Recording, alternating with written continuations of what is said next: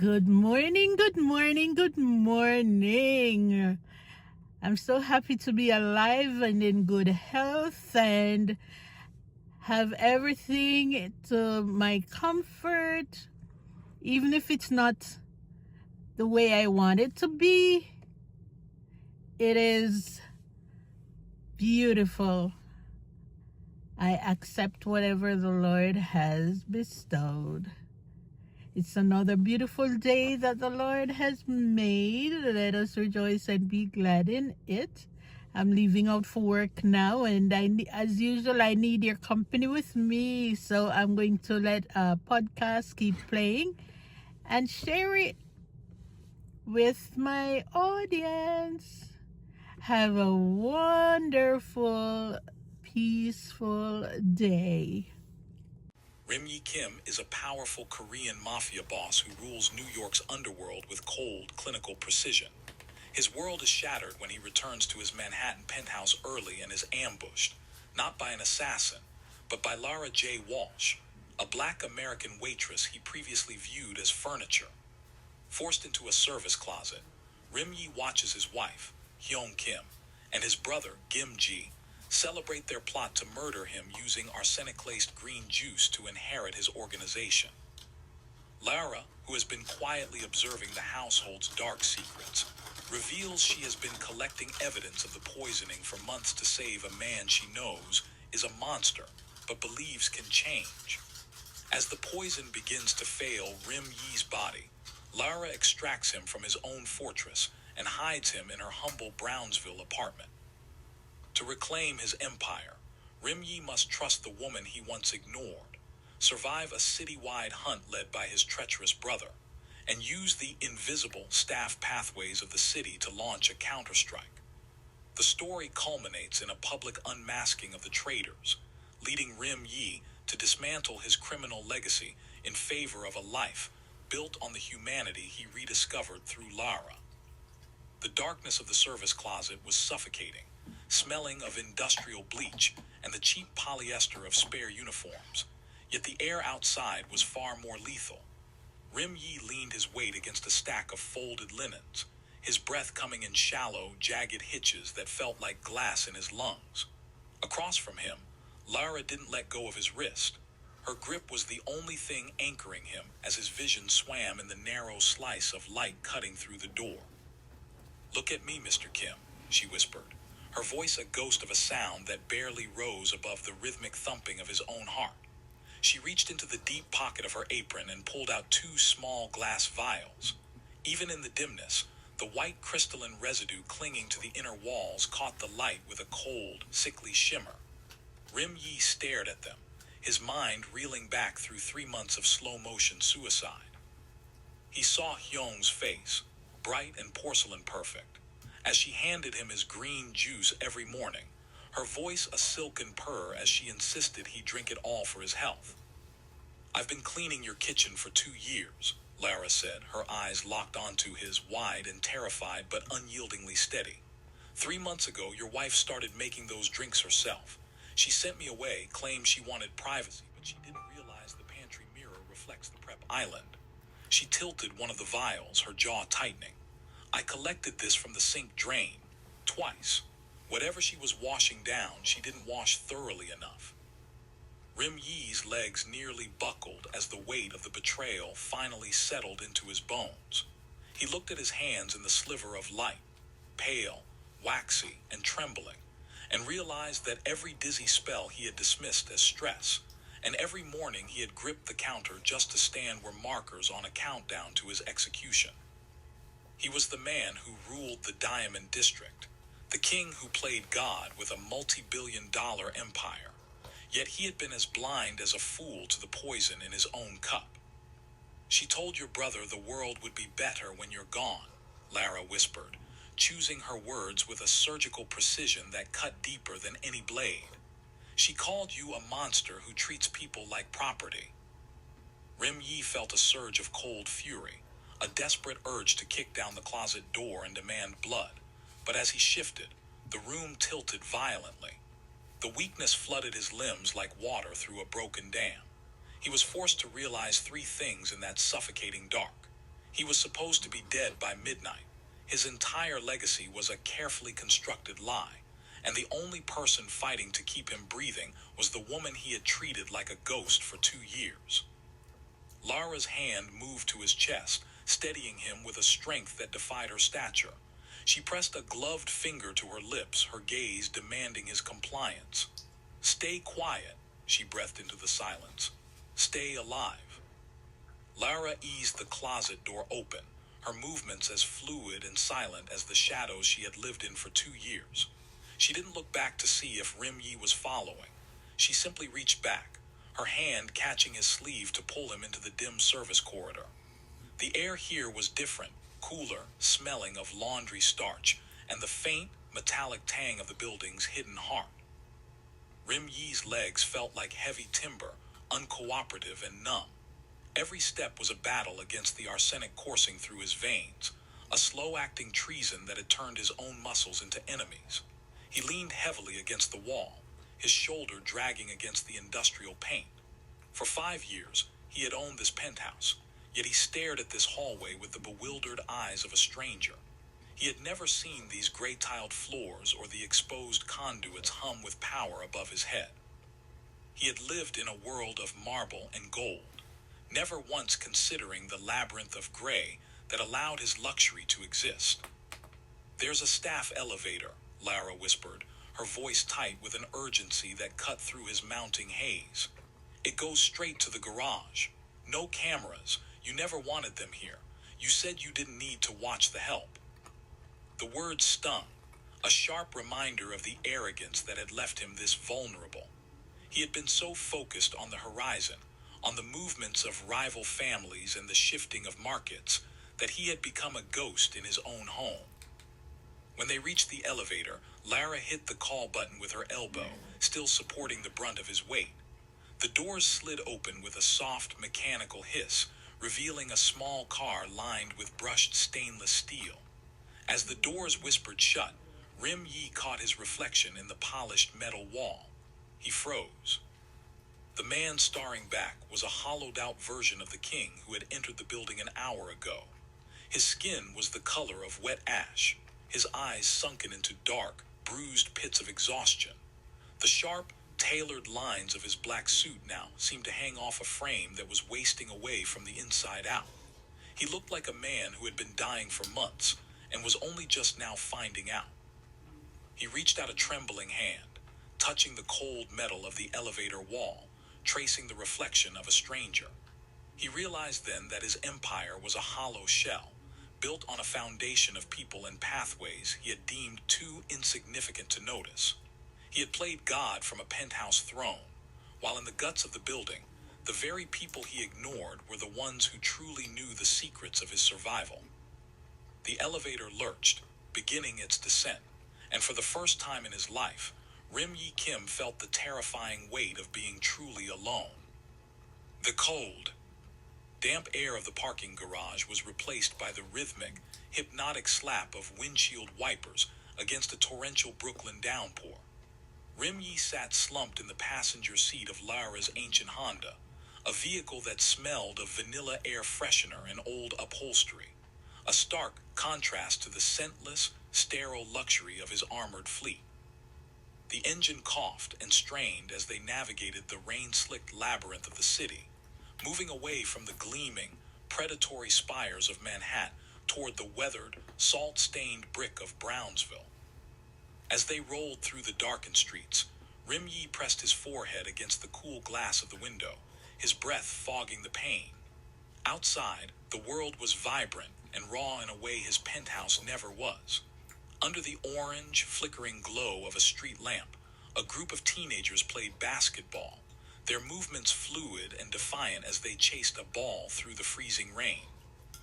A few blocks further, the neon sign of a 24-hour laundromat cast a pulsing pink hue over a group of women standing out front. They were wrapped in thick coats, their heads tossed back in genuine laughter as they shared a story, completely oblivious to the dying king passing by them in a dented sedan. The realization hit him with a stinging physical clarity. These were the blocks his organization claimed to control. the bodegas where his men ran numbers, and the alleys where they moved product that fueled his fortune. He had looked down at these streets on maps for years, treating the neighborhood like a sterile grid of revenue, logistics, and risk. Yet he had never actually set foot here. He had been a man who built an empire on the idea of being untouchable, only to discover that his isolation had made him a total stranger to the very life he claimed to rule. In this beat-up car, surrounded by the hum of a neighborhood that didn't know his name and didn't care about his lineage, Rim Yi finally understood the terrifying, liberating power of being invisible. To his wife and brother, he was a high-value target to be tracked, poisoned, and erased. But to the people of Brownsville, he was just another anonymous face behind a rain-streaked window, a ghost drifting through a world that was stubbornly, beautifully alive without him. For the first time, the Mafia Boss was gone, replaced by a man whose survival depended entirely on the shadow of a woman he had once deemed a background character in his own play. Lara drove with steady, capable hands, her eyes fixed on the road ahead.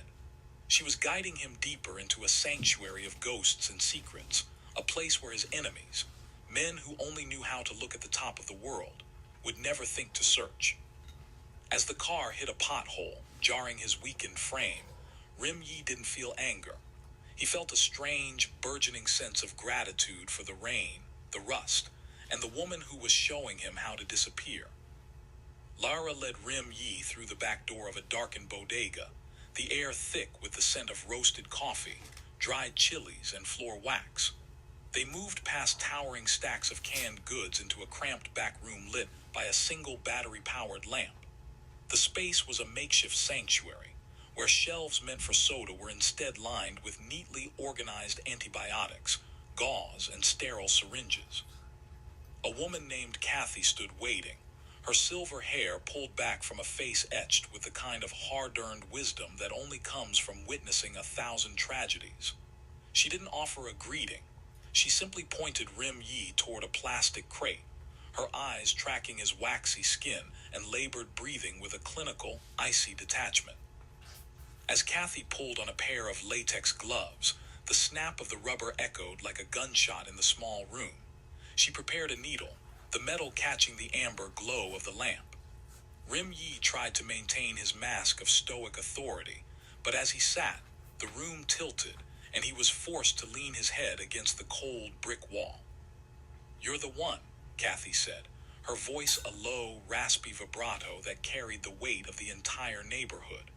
"You're the man who owns the shadows on these blocks, the one whose organization flooded these streets with the synthetic trash that took 3 boys from this street alone last summer." Rim Yi looked up, his tongue feeling like lead in his mouth. He wanted to argue, to talk about territory and business and the necessity of his trade, but the words died in his throat. In this tiny room, stripped of his suits and his soldiers, those justifications sounded like the hollow ramblings of a ghost. He could only manage a slow, pained nod of admission as the poison in his system sent a fresh wave of nausea through his chest. Kathy wrapped a tourniquet around his bicep with practiced, bruising efficiency. She didn't look at him with the fear he was used to. She looked at him with a weary, righteous exhaustion.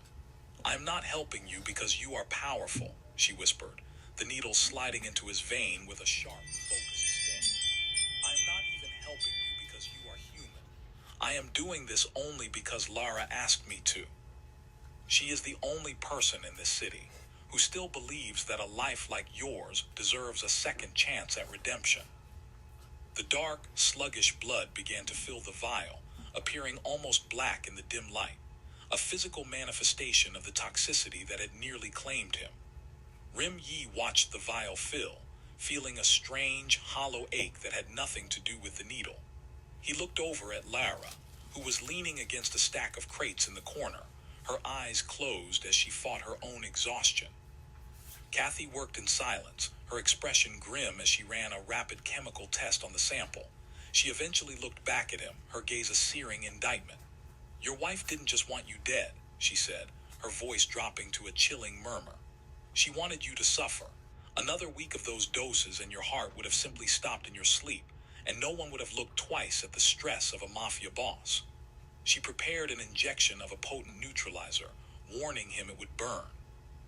As the plunger went down, Rim Yi felt a fire ignite in his arm, a painful reminder that his survival was no longer a matter of power, but a debt he now owed to the very people he had spent a lifetime stepping over. The medication Kathy administered burned through Rim Yi's veins like liquid ice, a violent reclamation of his physical self that left him trembling on the folding chair. In the dim, flickering glow of the bodega's back room, the air felt static, charged with the weight of the secrets he was about to exhume. Lara handed him a burner phone she had procured from a drawer, its screen casting a cold, digital blue light across his gaunt features. His fingers, still stiff from the arsenic's lingering grip, fumbled as he dialed a number known only to a few.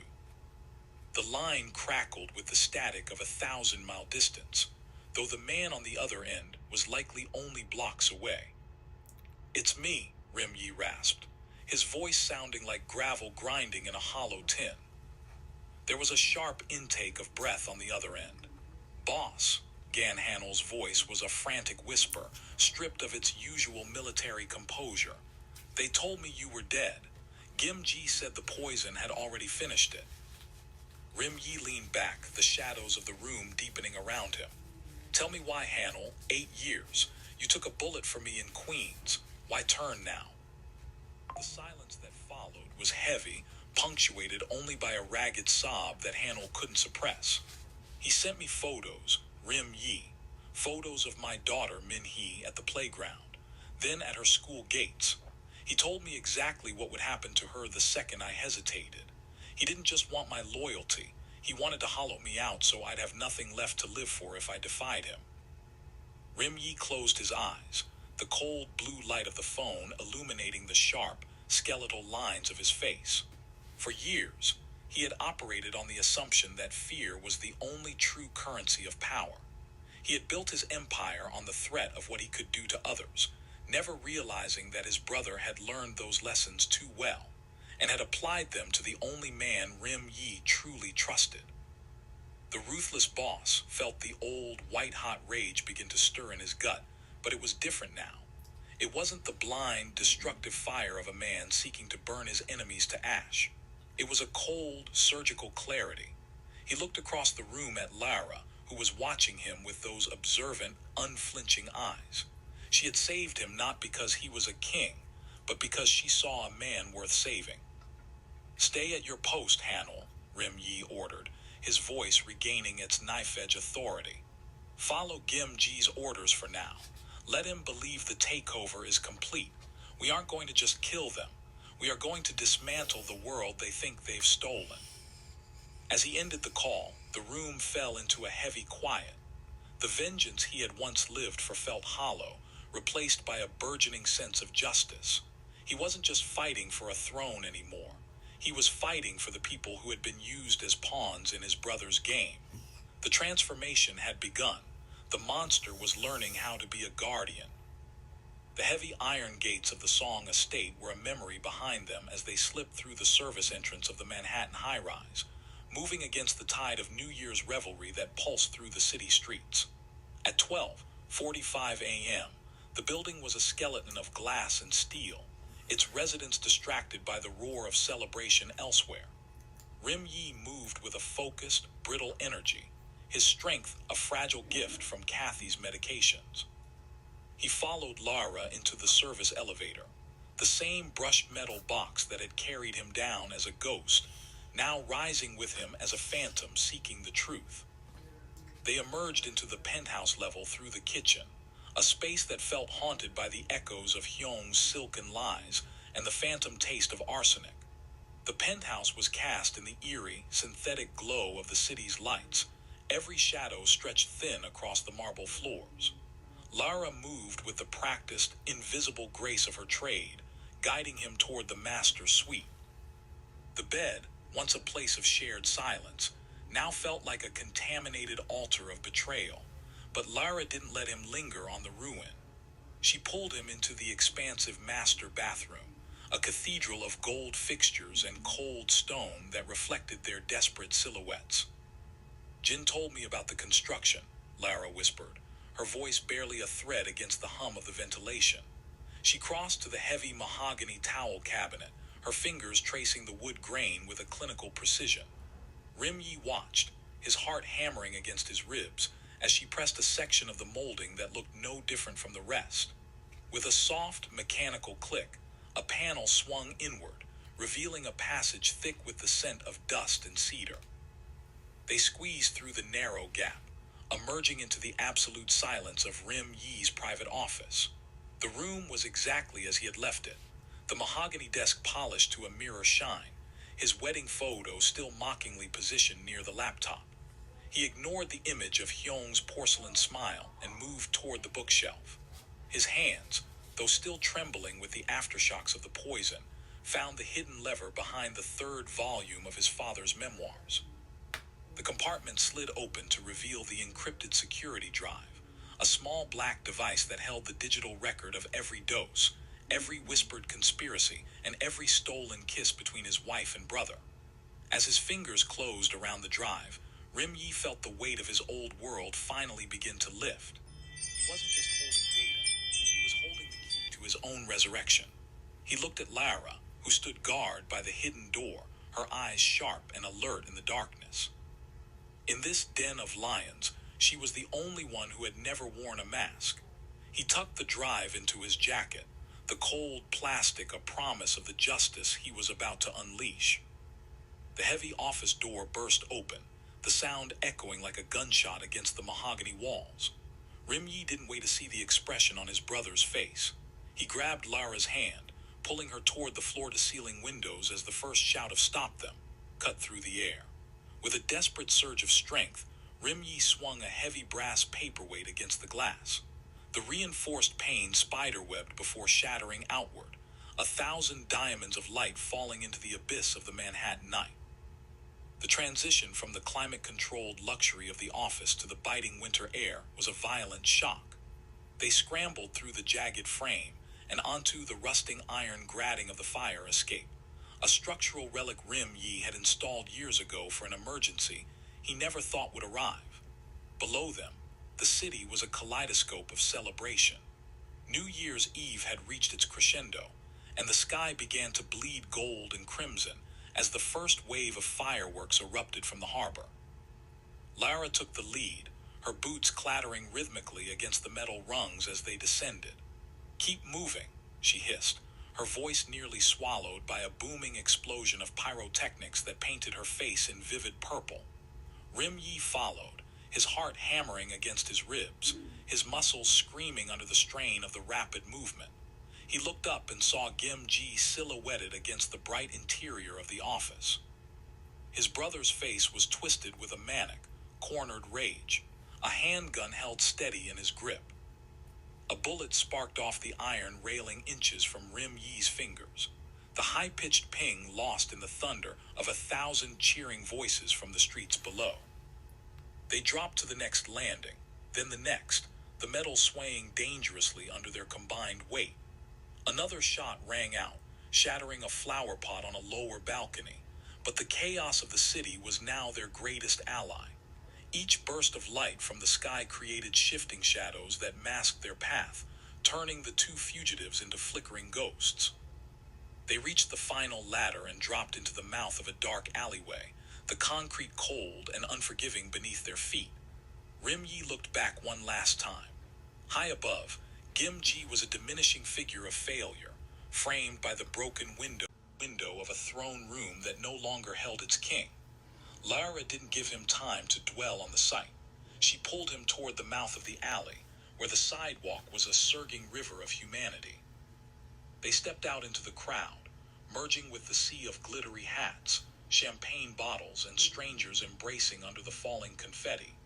The Mafia Boss and the Waitress vanished into the anonymity of the new year, two shadows hidden in plain sight, carrying the digital evidence that would burn an empire to the ground. For the first time, Rim Yi wasn't looking at the city as a map to be conquered, but as a sanctuary of the living. As they walked, Lara's hand remained firmly in his, a silent promise that the night was not yet over. The black catering van rolled into the circular drive of the Queen's compound, its tires crunching over gravel under the watchful eyes of snipers perched along the 12-foot walls. Rim Yi sat in the back, his face a mask of stone, wearing the same dark service uniform that had once made him invisible. Beside him, Lara checked the backup drive, her hands steady despite the literal fortress of armed men surrounding them. This was the Lion's Den, a gathering of every major gang leader in the 5 boroughs, summoned by Ryo Hayek to witness the official transition of the Kim Empire to Gim Ji and Hyung. They moved through the industrial kitchen with the practiced anonymity of staff, the air thick with steam and the sharp scent of searing meat. Rim Yi caught his reflection in a stainless steel prep table. He no longer looked like a dying ghost, but like a predator who had finally found his mark. Through the service window, the main hall was a sea of expensive silk and cold ambition. Gim Ji and Hyung sat at the head of a massive mahogany table, playing the roles of grieving successors with a sickening, porcelain grace. Ryo Hayek stood over them, his voice booming with the authority of a man who believed he had already won. Rim Yi Kim is finished, Ryo Hayek declared to the room of skeptical bosses. His mind is gone and his strength has failed. These two will bring stability under my guidance. Rim Yi stepped through the kitchen doors, the movement so sudden it caused the room to fall silent in waves. He didn't carry a weapon. He didn't shout. He simply walked into the center of the hall, his presence alone commanding a gravity that caused men to reach for their holsters. Hyung's face drained of color, her eyes widening in a terror that no amount of makeup could hide. Gim Ji stood abruptly, his hand moving toward his jacket, but Rim Yi didn't look at him. He looked at the room. "Sit down," Rim Yi commanded, his voice carrying the low, terrifying weight that had made him king. "And check your phones." He nodded to Lara, who remained by the door. With a single keystroke on her burner phone, she sent the signal. In an instant, the room was filled with the rhythmic chiming of 100 notifications. The neutral bosses, men like DeMarco and Ryeko, who controlled the docks and the gambling dens, looked down at their screens. The video began to play in high definition. Hyung in the kitchen, measuring white powder into a glass with clinical precision. Gim Ji coaching her on the dosage. Their whispered conversations about murder, money, and the affair they had kept hidden in the shadows.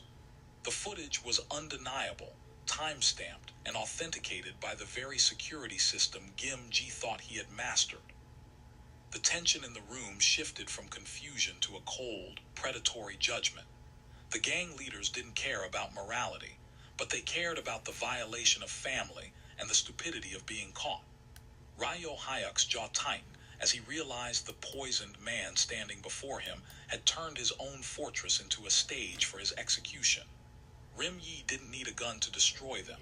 He had simply let the truth pull the trigger. The morning sun over Brooklyn was soft and honey-colored, a far cry from the cold, clinical glare of the Manhattan high-rise. It bathed the brownstone steps and the uneven pavement in a warmth that felt like a long-overdue forgiveness. On a quiet corner near the bodega where his life had been stitched back together, Rim Yi stood by the open trunk of a modest car. He wasn't wearing the tailored armor of a mafia king. Instead, he wore a simple navy sweater and jeans, his sleeves pushed back to reveal forearms that were regaining their strength, though the waxy pallor of the poison had left a permanent, humbled clarity in his eyes. Lara emerged from the market, her arms laden with 2 heavy bags of groceries. Rim Yi moved naturally to meet her, stepping into her space not as a master or a protector, but as a partner. He took the heavier bag from her hand, their fingers brushing, a touch that no longer carried the electric static of fear or the clinical cold of a rescue, but the steady, grounded heat of a shared reality. He didn't look at the horizon for threats anymore.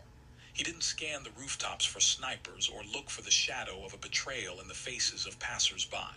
Instead, he looked at Lara. He saw the way the sunlight caught the determination in her gaze and the way she stood, finally unburdened by the weight of being invisible. She was no longer the help, and he was no longer the monster.